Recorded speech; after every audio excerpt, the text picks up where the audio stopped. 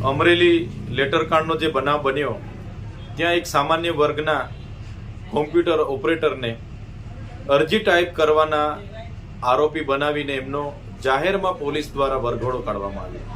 ત્યારે આ ગુજરાતની સરકાર, ગૃહમંત્રી અને એમની પોલીસના આ બુદ્ધિના પ્રદર્શનનો અમે સખત શબ્દોમાં વિરોધ કરીએ છીએ। આ દીકરી એના પરિવાર સાથે અમે છે।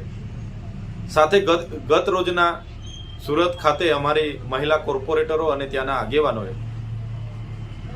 આ પાયલબેનના વરઘોડાનો વિરોધ નોંધાવ્યો।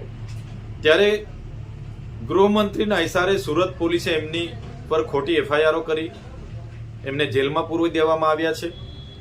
ત્યારે અમે ગૃહમંત્રીને કહેવા માંગીએ છીએ, ખોટી શોબાજી કરવાના બદલે, ખોટી શેખીઓ મારવાના બદલે જે ગુજરાતમાં નકલી પીએમઓ સીએમઓ અધિકારીઓ પકડાય છે, નકલી જજ પકડાય છે, નકલી કચેરીઓ, નકલી કોલેજો, નકલી શાળાઓ પકડાય છે, એમના પર તમે ક્યારે કાર્યવાહી કરવાના છો?